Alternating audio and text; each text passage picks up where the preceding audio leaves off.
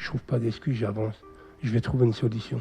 Tout problème a une solution. C'est pas un problème, c'est une solution. Ça va t'aider à avoir la confiance en toi. Plus tu as de problèmes, plus tu gères, plus tu arrives à gérer le problème et plus tu gonfles. Et plus les solutions arrivent et tu dis c'est pas grave, je vais gérer au fur et à mesure. C'est un travail à faire. C'est facile de tout avoir, tu vois. Donc aujourd'hui, c'est difficile, les gamins, ils sont pas patients. On leur montre aussi de ne pas être patient, d'être tout de suite, tout vite, vite l'argent, vite tout le reste, quoi. Mais non, avec le travail, ils verront qu'ils vont gagner parce que si tu montes vite, tu chutes vite. Donc il faut respecter les règles.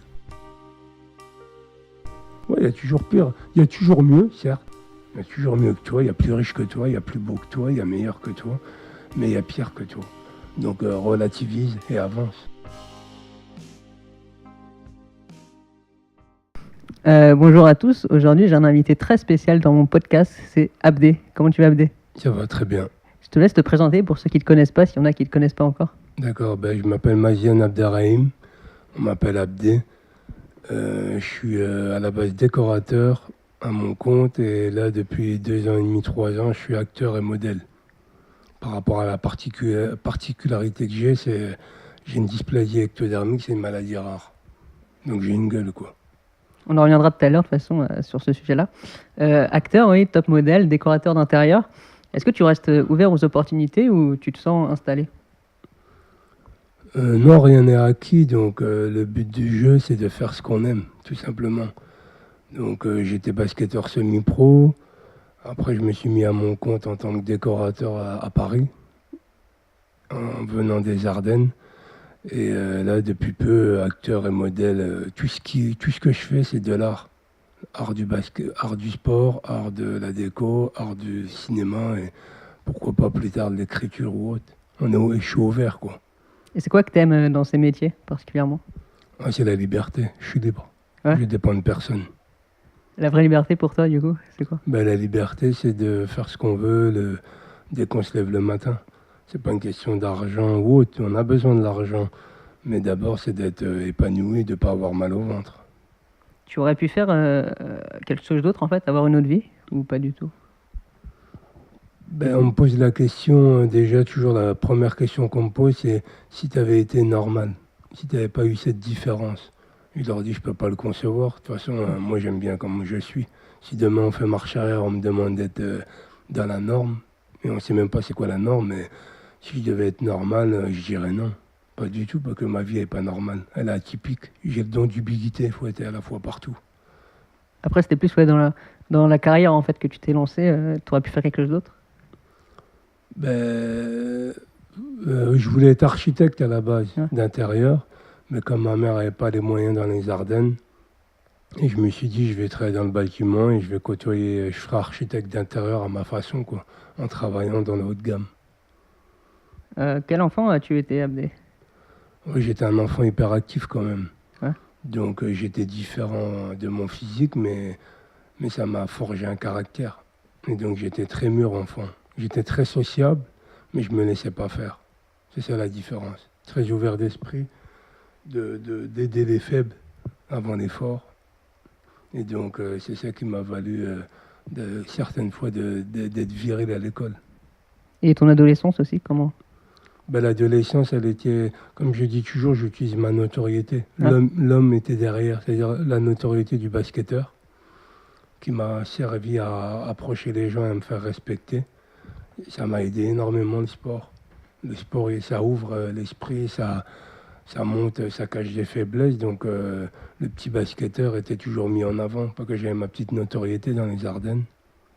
Et après, ouais, il y a toujours eu des critiques ou des petits harcèlements comme on voit en ce moment à l'école.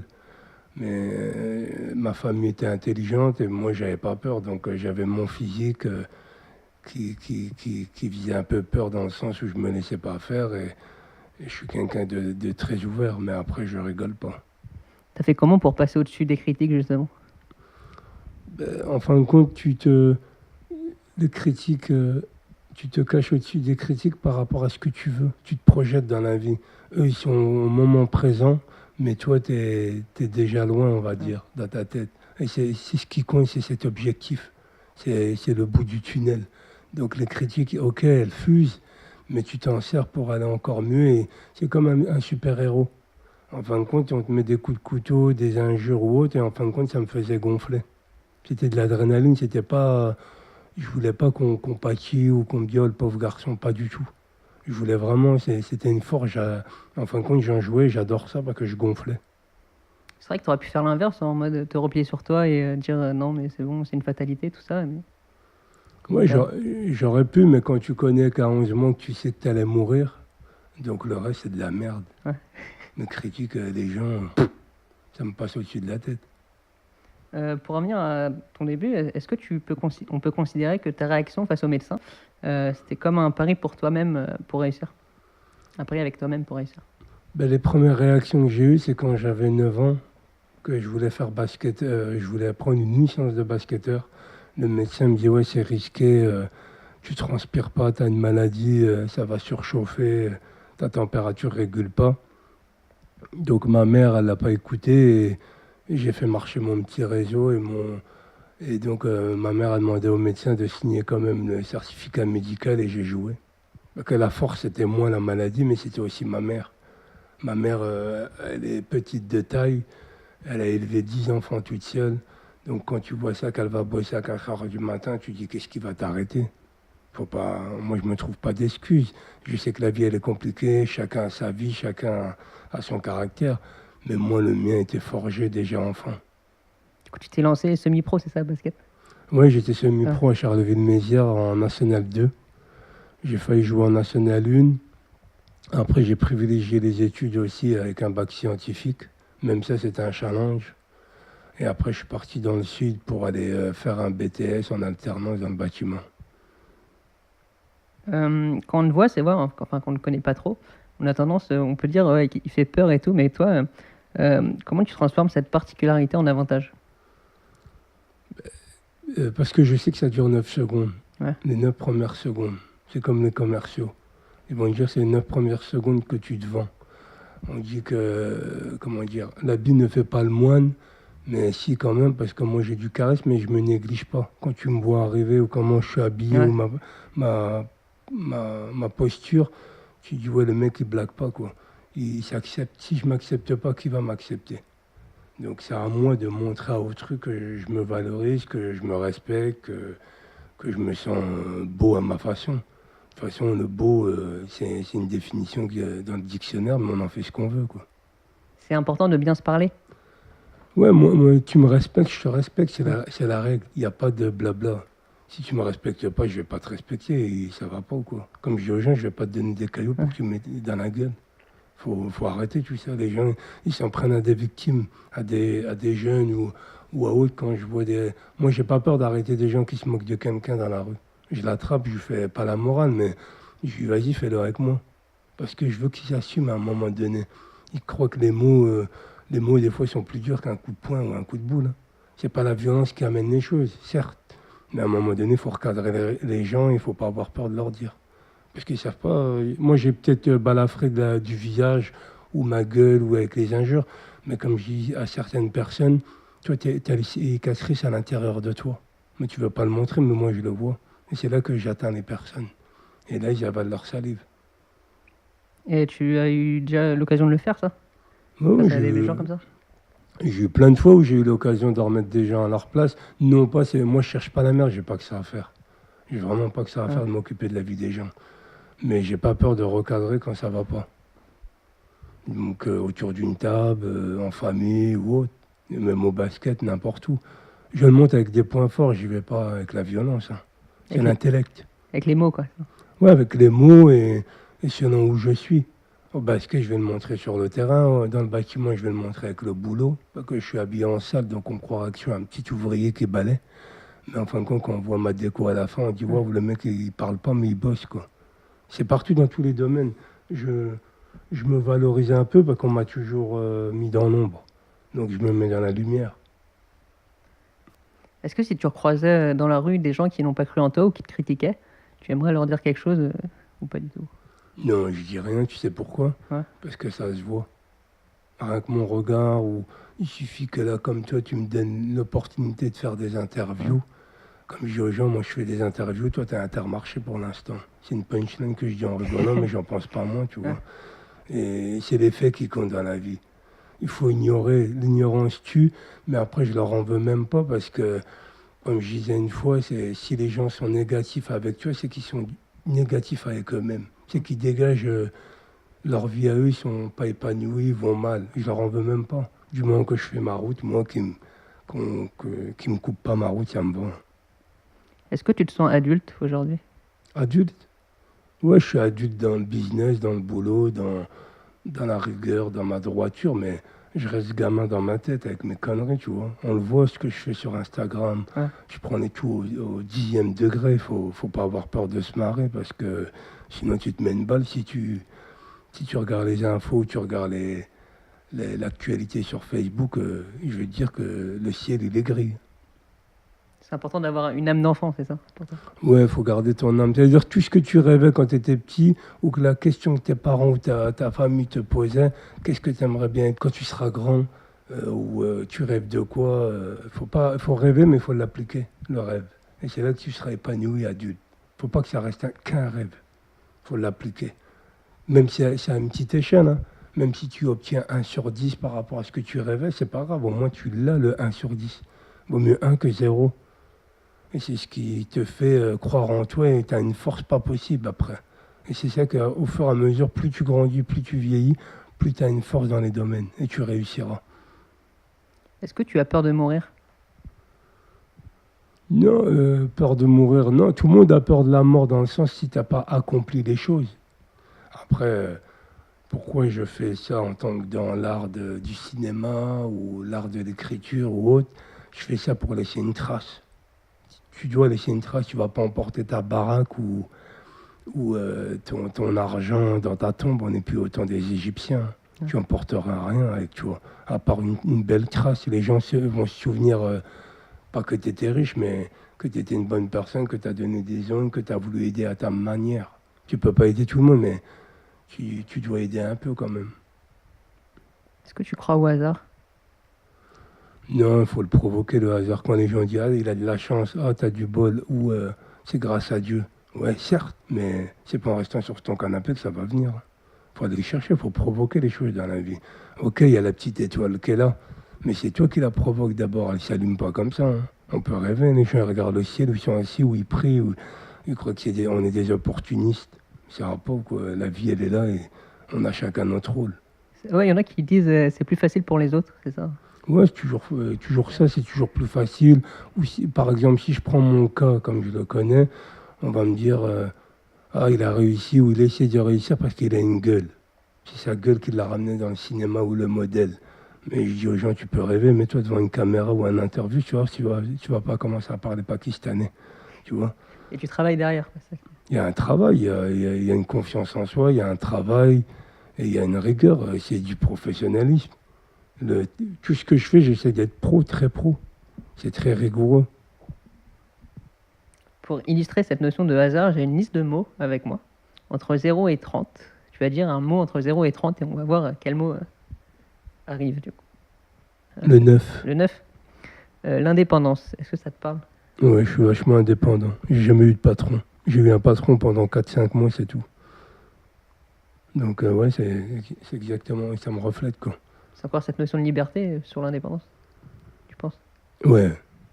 Je veux dire, si tu ne dépends de personne ou de rien, ni c'est des excuses de dépendre d'autrui, ou d'une manière, ou de l'argent, dépendre de l'argent, dépendre de la notoriété, dépendre de sa famille, ou se trouver des excuses, tu vois. Moi, je suis indépendant. Il n'y a jamais d'excuses. S'il m'arrive un truc, j'écoute les signes de la vie. Et c'est ça qui me permet d'être indépendant. Parce que je continue ma route, malgré que je n'ai pas d'appartement. Si j'en ai pas, je ne trouve pas d'excuses, j'avance. Je vais trouver une solution. Tout problème a une solution. Ce n'est pas un problème, c'est une solution. Ça va t'aider à avoir la confiance en toi. Plus tu as de problèmes, plus tu gères, plus tu arrives à gérer le problème, et plus tu gonfles. Et plus les solutions arrivent, et tu dis, c'est pas grave, je vais gérer au fur et à mesure. C'est un travail à faire. C'est facile de tout avoir. Tu vois? Je peux même te donner un exemple concret, tout bête.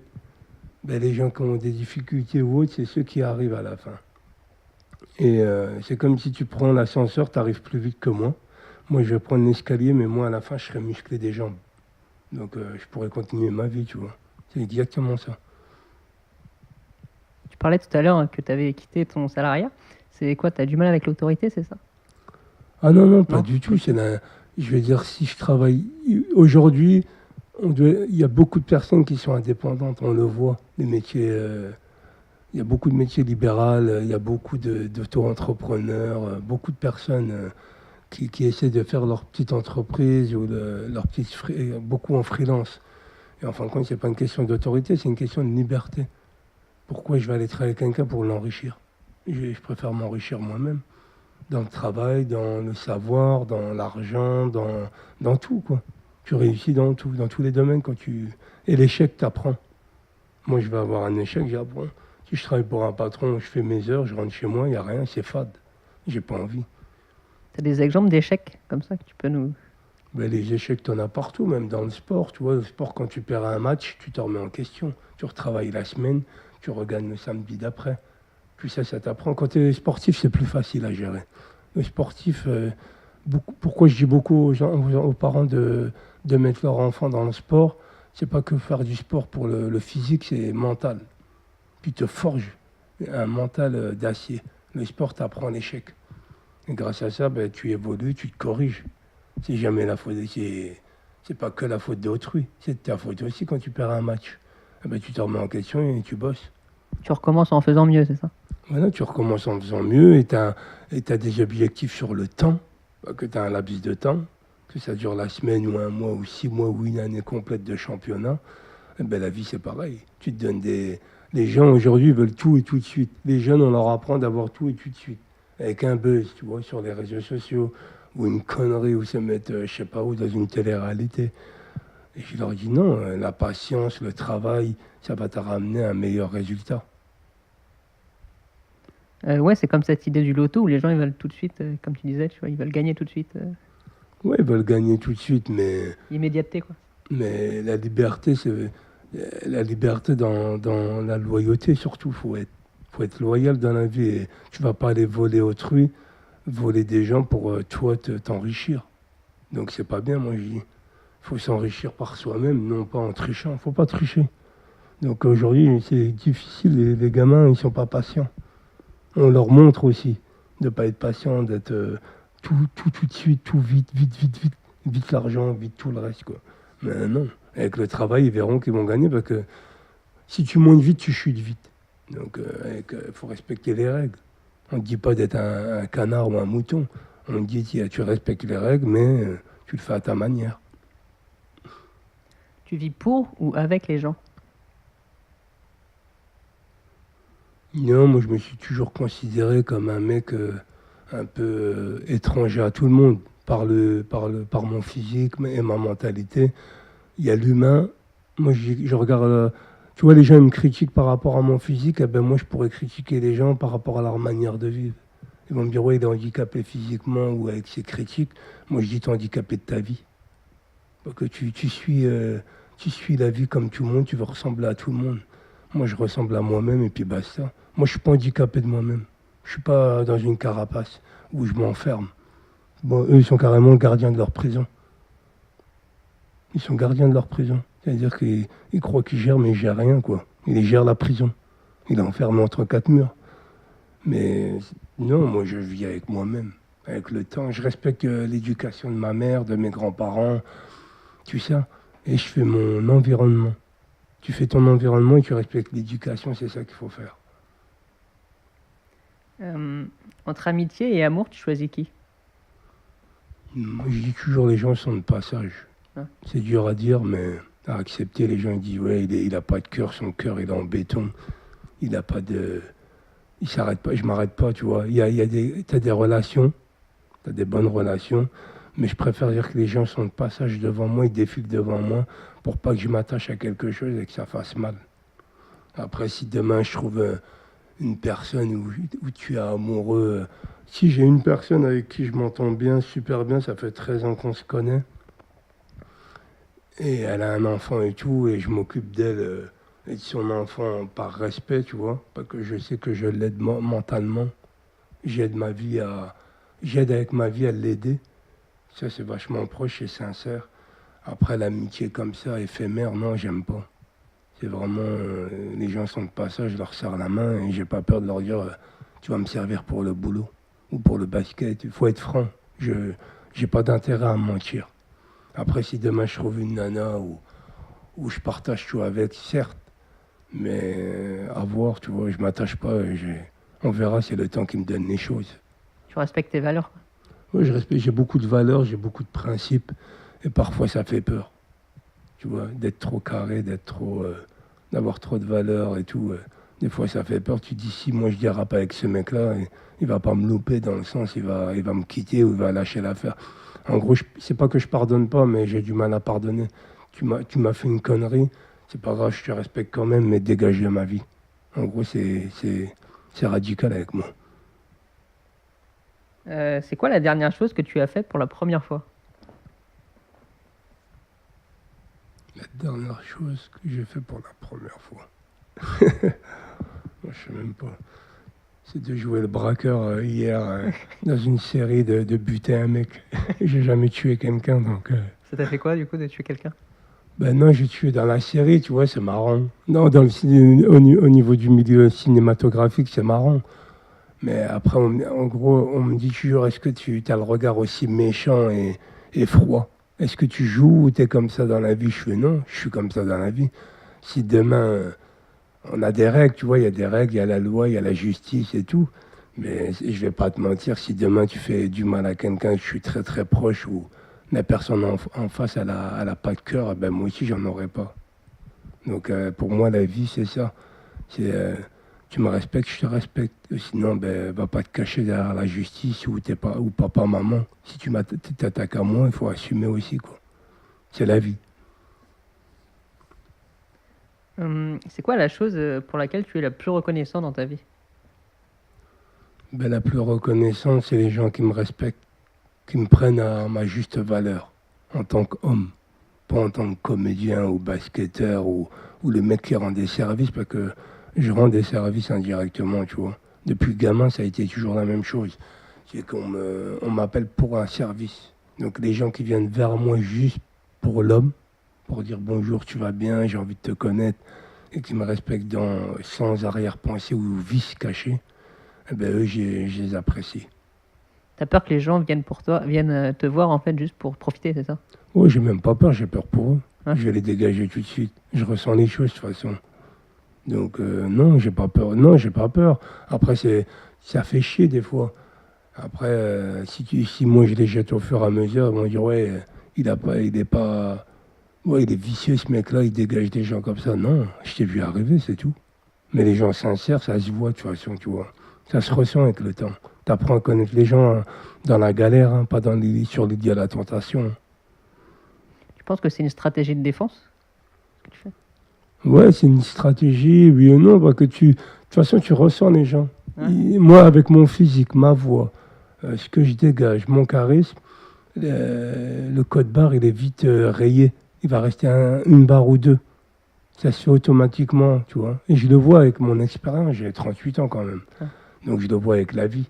Tu vois qui vient pas, quoi. Est-ce que tu es un homme heureux? Ouais, j'essaie, je me donne les moyens. Je me donne les moyens d'être heureux. Si je pouvais voyager plus ou voyager pour rencontrer des personnes ou ouvrir mon travail, eh ben ouais, ça m'intéresse. Je serais plus heureux, quoi. Est-ce que tu as 3 conseils à donner pour ne pas réussir? Pour ne pas réussir. Ouais, 3 conseils. De ne pas être humble. Les gens qui ne sont pas humbles, ils le payent. De ne pas être loyal, de vouloir voler au niveau matériel ou notoriété, d'écraser l'autre pour réussir. Donc il y a ça. Et ne pas réussir de la triche, quoi, de tricher. Tricher dans tous les sens du terme. Tu connais des gens qui trichent, c'est ça? Oui, ils trichent, mais de toute façon, tout se paye dans la vie. Tout se paye, tout revient. Le naturel revient au galop. J'ai mis ce matin sur Instagram. C'était sur ça. Tout revient au galop. Tu vois, tout va revenir. Je veux dire, tu triches, tu le payes. Tu vas Tu vois, les gens qui volent, ils vont se faire voler. Les gens qui se moquent, il faut penser au futur. Tu te moques des gens, mais tu ne sais pas ce qui peut t'arriver. Et la plupart du temps, je dis aux gens, ne te moque pas trop. Demain, quand tu auras des enfants, tu vas comprendre. Parce qu'on ne sait pas ce qui peut t'arriver, tu vois. C'est l'humilité, il faut être humble de fou. Humble, respectueux, et ne pas oublier les gens qui t'ont aidé, ne pas oublier d'où tu viens. Il faut garder les pieds sur terre et avoir la tête dans les étoiles. Le karma un peu, c'est ça? Ouais, il y a le karma, les ondes positives. Moi, je marche beaucoup avec ça, tu vois. Donc, ce que je dégage, j'attire les bonnes ondes. J'essaye au moins. Les 3 clés que tu viens de donner, tu t'en souviens ou pas? Ouais, loyauté, humilité et tricherie. Abdé, tu voudrais dire quoi aux jeunes aujourd'hui qui n'ont pas confiance en eux? Ceux qui ne croient pas en eux, en fin de compte, je leur dirais de s'enfermer dans une pièce ou chez eux. Et ils verront qu'eux-mêmes ils croient en eux, en vrai. S'ils s'écoutent qu'eux, ils croient en eux. En fin de compte, c'est les critiques, le regard d'autrui, les moqueries ou autres qui les handicapent. C'est les autres qui les handicapent. Donc ils doivent se faire entourer par des personnes avec des ondes positives. Et dans la vie, tu trouveras toujours une personne ou deux, que ce soit à l'école, au sport ou dans la famille, tu as toujours une personne au moins qui croit en toi ou qui a une petite onde positive qui va t'allumer ta flamme. Eh bien, en fin de compte, c'est ça qu'il faut faire. Il ne faut pas avoir peur de se mettre devant le miroir ou autre. Et la solitude apprend à te connaître. Tu apprends à te connaître avec la solitude. Et c'est ce que j'ai fait. Je me renfermais dans des coins, c'est une stratégie, hein, mais il faut la mettre en place. Il faut être fort mentalement. C'est quoi, une sorte de méditation, c'est ça que tu faisais? Ouais, méditation, une sagesse ou une foi. Ouais. La foi en Dieu ou la foi à quelque chose, la foi à toi. Tout simplement, la foi du bonheur. Et tout ça, en fin de compte, tu te rattaches à du spirituel pour pouvoir croire en toi et ça paye. Les ondes positives, c'est que ça.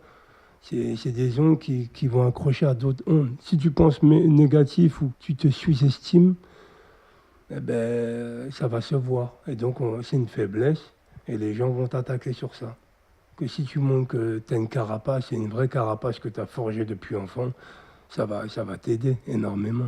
Je regarde souvent et j'ai beaucoup de gamins qui me parlent sur les réseaux et j'essaie de prendre le temps de répondre parce que je sais qu'ils sont en détresse ou qu'ils sont on est dans une atmosphère de consommation, de buzz.